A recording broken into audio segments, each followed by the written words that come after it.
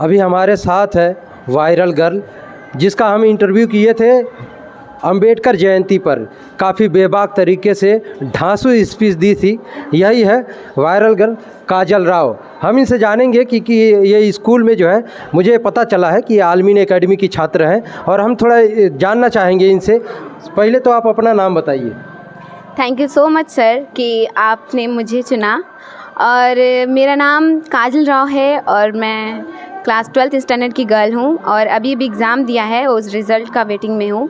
और मेरा स्कूल का नाम, जहाँ से मैंने 12th फाइनल किया, आलमीन एकेडमी है। आलमीन एकेडमी का जितना भी तारीफ़ करूँ वो बहुत ही कम है, क्योंकि आलमीन एकेडमी में रहने वाले हर एक शख्स, यानी कि हमारे टीचर, हमारे प्रिंसिपल एंड ऑल गाइडेंस जितने भी हमारे आलमीन एकेडमी में हैं, वो इतना ज़्यादा मेरे लिए सपोर्टिव रहे हैं। अगर मेरा रिज़ल्ट बहुत से बहुत बेटर आ जाता है तो उसका सारा की सारा जिम्मा हमारे सर पे ही जाता है और हमारी मैम पे जाता है। हमारी ma'am Sona ma'am and principal sir Ganesh Pande sir, ये लोग इतना ज़्यादा सपोर्ट किए हैं कि मतलब हम लोग को जो चाहिए है स्कूल में, जितनी भी फैसिलिटी हम लोग को चाहिए होता है, हम लोग को एक बार कहने पे ये तुरंत से उसे अवेलेबल करा देते हैं। अच्छा, आज हमने जो वीडियो आपका इंटरव्यू किया था अंबेडकर जयंती के दिन, काफ़ी बेपाक तरीके से आपने बोला था उस पर, और ज़बरदस्त इस पर बहुत सारे लोग जानना चाहते थे लड़की कहाँ की रहने वाली है, किस स्कूल में पढ़ती है। ये इंस्पिरेशन आपको कहाँ से मिला इतना तगड़ा? इंस्पिरेशन ये मुझे अपने मेरे स्कूल से ही मिला, क्योंकि कहते हैं ना कि स्कूल एक ऐसा पड़ाव है जहाँ से हमारी हर एक डर ख़त्म होती है। और मैंने इस स्कूल में माइक पकड़ना सीखा और उस माइक पकड़ के मैंने इतना, मतलब स्कूल में इतना ज़्यादा फंक्शन किया, उस फंक्शन पे बोला बिना, एक दो बार तो हिचकिच सबको होती है। तो ऐसे ही होते होते और आज मेरा स्कूल मुझे इतना कॉन्फिडेंट दे दिया कि मैं बाहर भी निकल के इतना अच्छा स्पीच बोल सकी। और थैंक यू सो मच कि आप लोगों को मेरा स्पीच बहुत ही पसंद आया। और ये मेरे स्पीच बोलने का पूरा क्रेडिट मेरे पूरे स्कूल को ही जाता है और मेरे टीचर्स को जाता है, मेरे प्रिंसिपल सर, मेरी सोना मैम को ही जाता है। अच्छा, इस स्कूल में जो है टीचर्स का किस तरह से बिहेवियर रहता है? मेरे टीचर का बिहेवियर इतना अच्छा होता है कि मतलब अगर बच्चा परेशानी है तो वो भी परेशान हो जाते हैं, अगर वो बच्चा खुश है तो वो भी खुश हो जाते हैं। मतलब जैसे बच्चों का दिखता है उन्हें इमोशनल उनका बिहेवियर, वैसे ही हमारे टीचर उनके साथ बिहेव करते हैं। यानी कि अगर हम लोग पढ़ भी रहे होते हैं तो वो हमारा साथ देते हैं। जब हम लोग की एक्स्ट्रा क्लास चलती थी, मैं 12th स्टैंडर्ड की गर्ल हूँ, तो अक्सर हमारे स्कूल में एक्स्ट्रा क्लास चलाया जाता था। तो मैम को पता होता था कि बच्चे लंच तो लाए होंगे, लेकिन ऐसा होता है ना कि जब पढ़ते पढ़ते हम लोग ऊब जाते हैं तो कुछ मीठा खाने का होता है या फिर कुछ अलग सा, तो वो मेरी मैम हम लोग को अवेलेबल करा दी थी, या फिर समोसा ही हो या फिर चाय ही हो, बहुत प्यार से वो पिलाती थी। इससे हम लोग का और भी माइंड फ्रेश हो जाती थी और हम लोग अच्छे से पढ़ाई में कॉन्सेंट्रेट कर पाते थे। अच्छा, अभी आपने बताया कि आप 12th क्लास की स्टूडेंट हैं, आपने हाल ही में जो एग्ज़ाम दिया है। हाँ। तो अभी एग्ज़ाम का रिजल्ट आने वाला है जस्ट, हम जानते हैं 2 से 4 दिन के अंदर आ जाएगा। हाँ। कितना परसेंटेज आपका आएगा? मेरा परसेंट तो मेरे परसेंट से मेरा पूरा स्कूल का उम्मीद है, मेरा खुद का उम्मीद है, मेरे घर वालों का उम्मीद है, यहाँ तक कि मेरे गांव वालों का भी उम्मीद है। और कहते हैं ना जलने वाले बहुत होते हैं, तो मुझे ये दिखाना है कि मेरा परसेंट बहुत ही अच्छा आएगा, क्योंकि मैंने इतना अच्छा पेपर लिखा है कि उससे लग रहा है कि मेरा पेपर 80 अब तो आना ही चाहिए। अगर उससे नहीं आता तो मेरी में ही कमी है कि मैंने कुछ अच्छे से ही तैयारी नहीं किया, लेकिन मैंने जितना पेपर लिखा है उतने में तो ये लग रहा है कि मेरा पेपर बहुत ही अच्छा आएगा।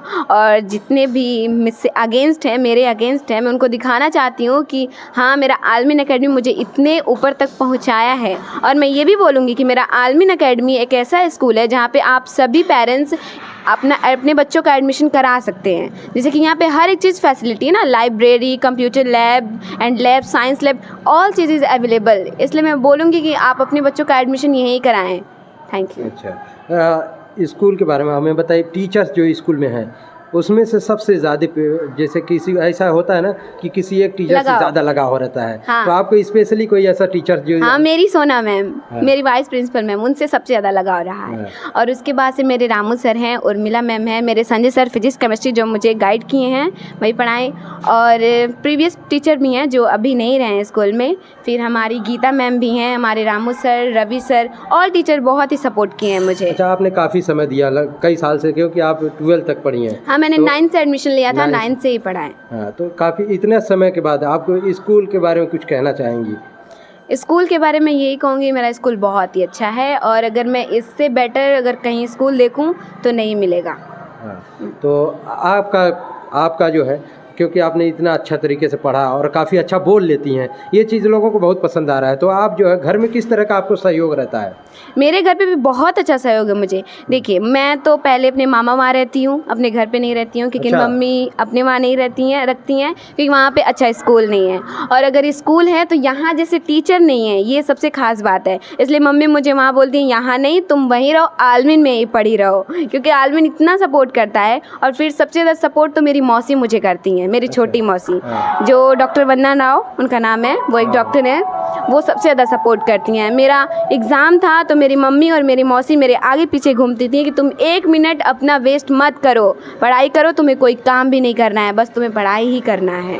कहते हैं ना कि 1 महीना जो बचा रहता है एग्ज़ाम का, उसमें सबसे ज़्यादा सपोर्ट मेरे टीचर का तो रहा ही, लेकिन उस टाइम मेरी मम्मी का रहा और मेरी मौसी का रहा, और मेरे मामा लोग भी इतना ज़्यादा मुझे सपोर्ट करते हैं। अभी आप लोग को पता है सबसे ज़्यादा खुशी मेरे नाना को हो रही है मेरे इस स्पीच से। वो बोल रहे हैं कि तुम्हें स्कूल का नाम लेना चाहिए था। तो फिर अच्छा, ये स्पीच गया, बहुत सारे लोग कमेंट्स कर रहे हैं, आपको बधाई दे रहे हैं, और जिस तरीके से आप बोल रहे हैं उसका स्वागत भी लोग कर रहे हैं कि बहुत बेहतर। इस एज में कितना एज होगा आपका, ये बताएं पहले। मेरा एज 18 होगा। 18 एज में आपने काफ़ी बेबाक तरीके से ढांसू बोला है, और ख़ास करके अंबेडकर जी को लेकर आपने खुलकर उन पर बात किया है, तो इस चीज़ को लोग बहुत पसंद कर रहे हैं। तो उन लोगों के लिए क्या मैसेज देना चाहेंगी?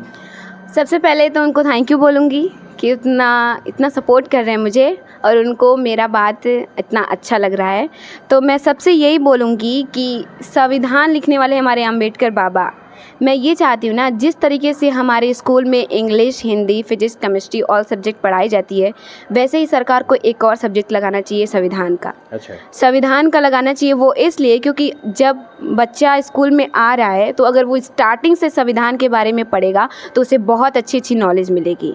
मतलब हर एक चीज़ के लिए, इंसानियत के लिए, किसी के प्रति कैसे रहना है, ये फिर कास्ट के लिए, हर एक चीज़ के लिए बहुत अच्छी उसे इंस्पायरेशन मिलेगी, जिससे वो ये जानेगा ना कि हम, मेरे पास इतना नॉलेज है और संविधान से इतना नॉलेज मिल रहा है। जैसे हिंदी पढ़ते हैं तो हिंदी आती है, इंग्लिश पढ़ते हैं तो इंग्लिश आती है, ठीक है, और फिजिक्स पढ़ते हैं तो प्रेजेंस ऑफ माइंड बढ़ती है। तो अगर संविधान को हम लोग पढ़ेंगे तो सबसे ज़्यादा नॉलेज ही बढ़ेगी ना, बाहरी नॉलेज। कहते हैं किताबी नॉलेज से भी बढ़कर बाहरी नॉलेज होती है। अभी हाल ही में आपने एग्ज़ाम दिया है, तो 1 साल तक लगातार मेहनत करने के बाद एग्ज़ाम का टाइम आता है, तो एग्ज़ाम पीरियड में लोग बैठते हैं। आपको जो भी इस स्कूल में आलमीन एकेडमी में जो पढ़ाया गया 1 साल तक, क्या उस तरह से रिलेटेड एग्ज़ाम में क्वेश्चंस आए? हाँ, all question, all subject, all question, जितना सर मैंने पढ़ाया, मेरे सर मेरे मैम जितना पढ़ाया, ठीक उसी तरह पेपर आया है। हाँ। एकदम तो आपने कितना नंबर तक सॉल्व कर दिया, क्या उम्मीदें हैं आपकी? मैंने पहली बात तो एक भी क्वेश्चन छोड़ा नहीं है। अभी मैं इतनी कॉन्फिडेंस से तो कह नहीं सकती, अब क्या पता क्या रिजल्ट आ जाए। तो एक भी क्वेश्चन नहीं छोड़ा है, और जहाँ तक जाना है कि मैंने सही लिखा है। चलिए, आखिरी में हम चाहेंगे कि आप समाज के लोगों को संदेश दें, क्योंकि आज के डेट में बहुत सारी भेदभाव है लोगों के बीच में। नहीं, भेदभाव नहीं होने चाहिए। लेकर आप संदेश देना चाहेंगे कुछ लोगों को? हाँ, भेदभाव नहीं होने चाहिए। सबसे ज़्यादा भेदभाव तो हमारे कास्ट में भी अभी देखा जा रहा है, टीचर्स के अंदर देखा जा रहा है। बहुत सारे वायरल वीडियोस आते हैं, नजर आते हैं कि टीचर्स लोग इस तरह के बच्चों के साथ भेदभाव करते हैं। एक बात बताएं, अगर टीचर ही भेदभाव करने लगेगा तो उसका स्कूल कैसे चलेगा? अगर वो देखेगा कि ये बच्चा चमार का है, ये बच्चा पंडित का है, ये निषाद का है, तो वो स्कूल कैसे चला पाएगा? अगर वो टीचर एक निषाद है तो वो अगर ये चाहेगा कि निषाद के ही बच्चे आए, तो ऐसा तो हो नहीं सकता। अब केवल निषाद से तो उसका स्कूल चल नहीं सकता। तो इसे भेदभाव करना ही नहीं चाहिए। अगर एक टीचर भेदभाव करता है बच्चों में तो वो टीचर है ही नहीं, उसे टीचर का पद मिलेगा ही नहीं। कैसे मिल सकता है? क्योंकि एक टीचर, जैसे एक माँ बाप हर बच्चे को एक समान देखते हैं, वैसे ही एक टीचर हर बच्चे को समान से, एक नज़रिए से देखता है। इसलिए एक टीचर अगर भेदभाव करता है तो वो मेरे नज़रिए में तो टीचर है ही नहीं। और मेरे स्कूल में ऐसे कोई भी टीचर नहीं है जो भेदभाव करते हो। वो हर बच्चे को एक समान देखते हैं। एक आखिरी बात, इसके बाद बात खत्म होगी। पेरेंट्स जो देख रहे हैं हमारी वीडियोस, जो अभी बच्चे का एडमिशन कराना चाहते हैं, तो स्कूल में क्या फैसिलिटी देखकर वो एडमिशन कराएं? सबसे पहले मेरे स्कूल में तो आप लोग फैसिलिटी देखिए।